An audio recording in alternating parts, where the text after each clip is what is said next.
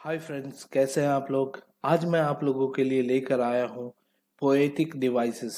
बहुत सारे स्टूडेंट्स ने मुझे मैसेज किया था और बहुत सारे स्टूडेंट्स जो मुझसे पढ़ते हैं कोचिंग में, डिफरेंट कोचिंग्स में, तो उन्होंने मुझे रिक्वेस्ट किया था कि सर एक पोएटिक डिवाइसेस पे आप एक वीडियो बनाइए। तो मतलब थोड़ा सा देर हो गया ये वीडियो लाने में, कुछ बिजी था मैं, तो but doesn't matter, finally I am here. तो आइए देखते हैं, सबसे पहला जो पोएटिक डिवाइस है वो है एलिटरेशन। एलिटरेशन होता क्या है? Alliteration is a literary device which is present if the sound of the second or the third letter repeats in a series। आइए देखते हैं एग्जाम्पल में क्या लिखा हुआ है। ये holding a unique universe undone by you. तो यहां पर हम क्या देख रहे हैं, जो यू है, साउंड यू, वो डोमिनेंट है।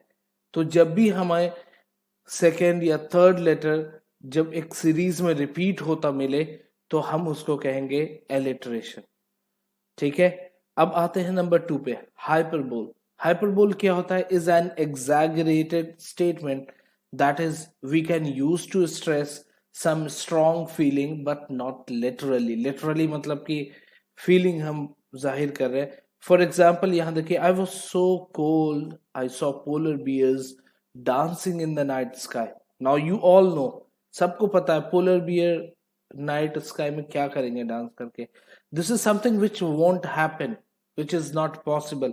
ये बिल्कुल पॉसिबल है नहीं, बट यहां पर एक वे है ये शो करने का कि इतनी ठंड थी कि मतलब पोलर बियर भी वो डांस कर रहा था। Polar bear is meant to live at cold places. तो समझ गए। तो यहां पर जो यूज हुआ है इसको हम कहते हैं हाइपरबोल। हाइपरबोल मतलब हमने एग्जैगरेट कर दिया, बहुत ज्यादा ही बोल दिया। ठीक है। अब आते हैं तीसरे पे। तीसरा क्या है? इमेजरी है। Imagery is a poetic device which is used to add depth to a sentence and is thus descriptive in nature. Generally, imagery appeals to at least one of our five senses. Imagery is of two types. आइए देखते हैं, सबसे पहला क्या है? Metaphor. बहुत ही common है और पोएम्स में बहुत ज्यादा होता है।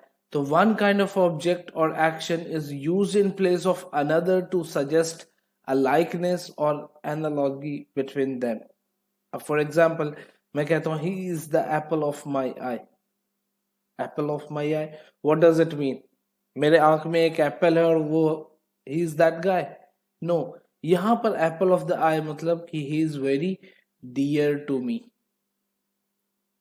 समझ गए। तो हमने यहां पर क्या, डियर टू मी ना लिख करके हमने क्या यूज किया? मेटाफर यूज किया, एप्पल ऑफ माई आई। उसके बाद दूसरा जो है वो है सिमिली। इसमें क्या होता है कि we describe two things as similar to each other. या तो हम लाइक लगाएंगे या एज लगाएंगे, जैसे his anger burnt like insatiable fire. Anger जल नहीं सकता, but it is just way of comparing, है ना, डिस्क्राइबिंग। उस चीज से हमने डिस्क्राइब कर दिया, इसके एंगर को हमने इनसैटिएबल फायर से डिस्क्राइब कर दिया। तो इसको हम कहते हैं इमेजरी, जिसका दो पार्ट होता है, मेटाफर होता है और सिमली होता है। और बहुत बार हम एज भी कहते हैं, जैसे हम कहते हैं he is as tall as giraffe. तो यहाँ पर भी हमने क्या किया कि उसके लंबाई को, उसके वो जो टॉल है उसको हमने जिराफ से कंपेयर किया। कंपेयर मतलब कि जिराफ क्या सबसे टॉलेस्ट होता है, तो वो एट्रीब्यूट हमने इसको देने की कोशिश करी। उसके बाद आता है irony. Irony is the most commonly use poetic devices, आपको पता ही होगा। और एन आयरनिकल स्टेटमेंट इंड्यूसेस अ सरकास्टिक इफेक्ट। सरकास्टिक मतलब तंज कसना, तंज मारना होता है ना। जैसे अब देखिए, a fire station Burns down, मतलब कुछ और नहीं जला, फायर स्टेशन ही जल गया। जो दूसरों के आग को बुझाते हैं वो खुद ही जल गए। क्या वहां क्या फायर ब्रिगेडियर की टीम नहीं थी? वो नहीं बुझा सकते थे? उनके पास सारे डिवाइसेस है, एवरीथिंग दे हैव। तो यहाँ पर क्या है, यहाँ पे एक सरकाज़म मारा गया है, तंज कसा गया है। अब आइए ऑक्सीमोरोन की तरफ। ऑक्सीमोरोन होता क्या है? An oxymoron is present if two completely opposite words are used in conjunction. अब यहां पर देखिए, both the words have the same difference. आपको लगता है? नहीं, सेम डिफरेंस हो ही नहीं सकता। तो यहां पर क्या है कि दो बिल्कुल अलग अलग ऑपोजिट चीजों को हमने एक साथ प्रेजेंट कर दिया, ठीक है। तो इसको हम कहते हैं ऑक्सीमोरोन। उसके बाद है ऑनोमेटोपिया। यहां पर हम क्या करते हैं कि हम जो है we take help of words to imitate sounds. अब यहाँ पे जो हम वर्ड यूज कर रहे होते हैं वो ऑलरेडी किसी का साउंड होता है, जैसे फॉर एग्जाम्पल टिकटॉक है, और फिर गोज मू, द काउ गोज मू, मतलब कि वो उसकी आवाज है। तो यहाँ पर हम क्या करते हैं, इन सब चीजों को यूज करते हैं, and they are basically the sounds of animals और थिंग्स। अब आइए पर्सोनिफिकेशन। पर्सोनिफिकेशन क्या होता है? In case of a personification, we give human-like abilities to an object. Here, non-living things are related to human attributes. मतलब आपको पता है कि non-living, they are dead, they cannot see, they cannot breathe. But हम उनको ऐसी quality दे देते हैं ह्यूमन बीइंग्स की कि ऐसा लगता है कि वाकई मतलब दे आर अलाइव। जैसे हम कहते हैं the sky wept tears all night. अब आपको भी पता है कि स्काई रो नहीं सकता है। रो सकता है? नहीं रो सकता है, नॉन लिविंग है, डेड है। सो टीयर्स किसके एट्रीब्यूट है? मतलब रोने की सिफत, रोने का जो मामला है वो किसके साथ है? लिविंग थिंग्स के साथ है। तो यहाँ पर हमने क्या किया कि ह्यूमन लाइक एट्रीब्यूट हमने दे दिया इसको, स्काई को, जो कि नॉन लिविंग है। उसके बाद आता है allusion. We use an allusion to state a circumstance or object in order to represent a given idea. अब यहां पर देखिए, he is the Abraham Lincoln of our campaign. अब अब्राहम लिंकन कौन थे?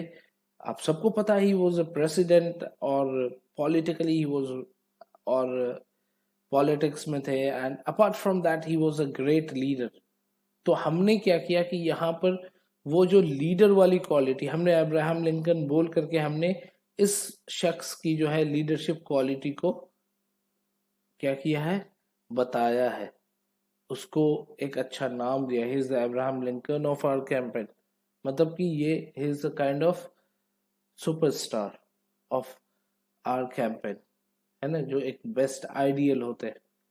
उसके बाद आता है अंडर स्टेटमेंट। अब यहाँ पर क्या करते हैं कि हमने जो उसका स्ट्रेंथ है उससे भी नीचे गिरा देते हैं। फॉर एग्जाम्पल यहाँ देखिए, hit by the bus, the bandaid did the job.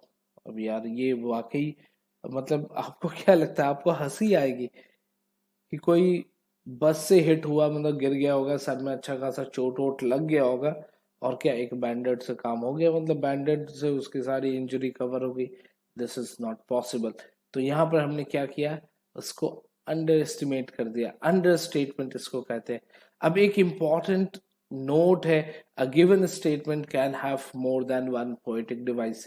जरूरी नहीं है कि एक स्टेटमेंट में एक ही पोएटिक डिवाइस हो सकता है कई हो, मल्टीपल हो, ठीक है। तो इसलिए आप लोग पैनिक नहीं होइएगा।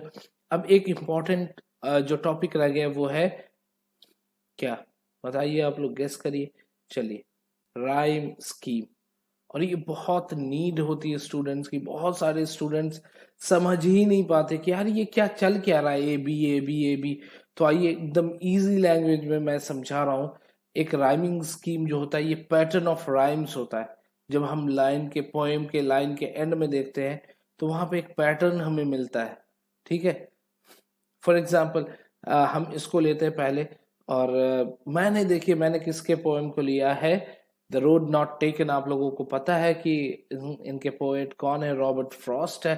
And personally I love that person. I have you know what to say कि उनके जितने भी पोएम्स है, I just love that because I feel कि वो बिल्कुल आपको टच करता है, मतलब आपके डे टू डे लाइफ में जो चीजें चल रही है। So that poem really touches you. मतलब और भी पोइट्स हैं, but personally I believe Robert Frost. और वो काफी, उनका जो जब मैं पोएम पढ़ता हूँ तो काफी मोटिवेशनल फीलिंग आती है, और बहुत ही मतलब क्या बोलूं कि जबरदस्त वो रहता है कि एक अच्छा वो मैसेज देते हैं और ऐसा लगता है कि बिल्कुल नॉर्मल कॉमन पीपल के लिए। तो आइए देखते हैं रोड नॉट टेकन के एक पोएम को। Then took the other as just as fair. तो अब हम क्या कहते हैं, यहाँ पे पहला जो साउंड आया हम यहाँ पर ए लिख देते हैं, राइट। अब देखिए and having perhaps the better claim. अब यहाँ पे फेयर से मैच नहीं कर रहा है तो हमने यहाँ पे लिख दिया बी। अब आते हैं because it was grassy and wanted wear. तो ये फेयर से मिल रहा है, then again I am going to write A. दो as for that the passing there, again यहाँ पे वेयर फेयर वाला मिल रहा है तो हमने ए लगा दिया। Had warned them really about the same. अब ये क्लेम और सेम जो है सेम लग रहा है, तो अब इसका जो है राइमिंग स्कीम क्या हो गया, A B A A and B. तो होप जिन लोगों को समझ में नहीं आया था कि ये चलता क्या है यार, ये बी ए बी, होप आप लोगों को समझ में आ गया होगा। आइए देखते दूसरे इसको। यहाँ पर भी देखिए then took the other as just as fair.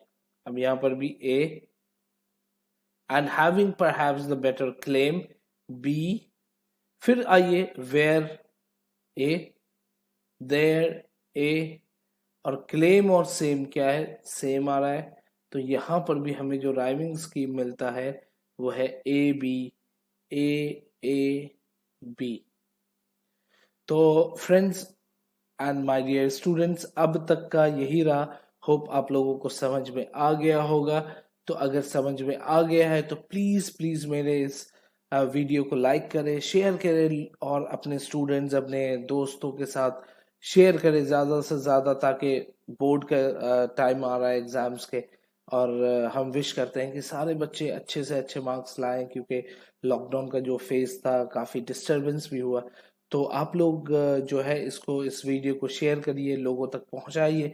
छोटे छोटे जो हमारे बच्चे हैं जो अभी 10th 12th में एग्जाम देंगे, 9th और 11th वालों को भी ये वीडियो उनसे शेयर करिए ताकि उनको समझ में आ जाए और वो अच्छा मार्क्स स्कोर कर सके एग्जाम में।